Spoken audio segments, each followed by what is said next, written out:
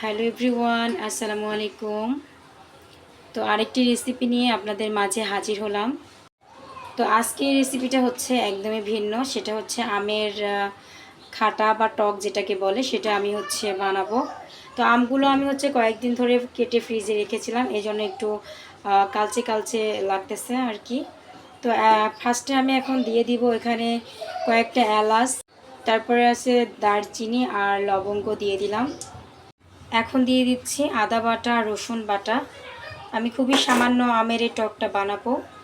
দিয়ে দিচ্ছি সামান্য পরিমাণ শুকনা মরিচের গুঁড়া, সামান্য পরিমাণ হলুদ গুঁড়া দিলাম। আপনারা চাইলে ঝালের পরিমাণটা কমিয়ে বাড়িয়ে নিতে পারেন। সামান্য পরিমাণ জিরা গুঁড়া দিয়ে দিলাম। দিয়ে দিচ্ছি লবণ সামান্য, যেহেতু একটু পরে চিনি অ্যাড করব, এজন্য টেস্ট হওয়ার জন্য একটু সামান্য লবণ দিয়ে দিলাম। এখন আমটা সেদ্ধ হওয়ার জন্য পরিমাণ মতো পানি দিয়ে দিচ্ছি। এখন খুন্তি দিয়ে সব কিছু ভালো করে মিশিয়ে নেব। এখন পুরো আমগুলো জ্বালিয়ে নেব, জ্বালিয়ে সেদ্ধ করে নেব। তো এখন চিনি দিয়ে দেব যতটুকু মিষ্টি করব।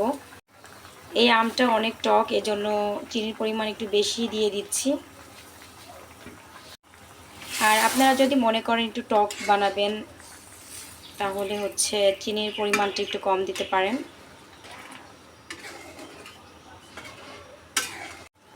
এখন চিনিটা না গলা পর্যন্ত আর পানিটা একটু শুকানো না পর্যন্ত ওয়েট করব।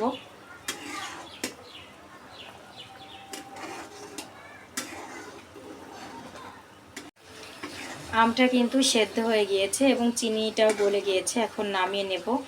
তবে এখনই শেষ না, আরও কিছু কাজ বাকি আছে। এখানে সরিষার তেল দিয়ে দিলাম, তার উপরে শুকনা মরিচ কুচি দিয়ে দিলাম। এখন মরিচ কুচিগুলো ভালো করে একটু নেড়ে ভেজে নেব। আপনারা চাইলে কিন্তু এখানে সয়াবিন তেলও দিতে পারেন, তবে সরিষা তেল দিয়ে আমের এই টকটা বানালে খেতে খুবই মজা হবে। দিয়ে দিচ্ছি সামান্য পরিমাণ পাঁচফোড়ন।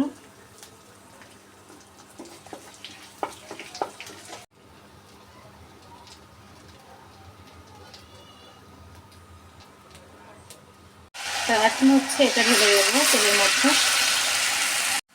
তো এখানে একটা কাহিনী হয়েছে, সেটা আমি এই আম সেদ্ধটা ঢালতে যেয়ে ঝোলটা পড়ে গিয়েছিল। ঝোল পড়ে যাওয়া মানে তো মশলা ধুয়ে যাওয়া। তো তারপরে আমি এখানে রসুন কুচি অ্যাড করেছি পরে। আর আপনারা চাইলে এখানে রসুন বাটাও দিতে পারেন, আবার রসুন কুচিও দিতে পারেন। এতে করে দুইটা দিলে কিন্তু খেতে অনেক মজা হবে। তবে দিতেই হবে, রসুন কুচি হোক আর রসুন বাটা হোক। তো টক মিষ্টি ঝাল ঝাল আমের খাটা বানানো হয়ে গিয়েছে, এখন নামিয়ে নেব। আপনারা চাইলে গুড় দিয়েও বানাতে পারেন এই আমের এই খাটাটা বা টক। তো হয়ে গেল টক মিষ্টি ঝাল ঝাল আমের খাটা বা টক। এটা খেতে কিন্তু ভীষণ মজা হয়েছে। আপনারাও একবার হলেও ট্রাই করবেন এভাবে, আশা করি খেতে অনেক ভালো লাগবে। আর আমার এই রেসিপিটা কেমন হলো অবশ্যই কিন্তু কমেন্টে জানাবেন। ভালো থাকবেন, সুস্থ থাকবেন। আসসালামু আলাইকুম।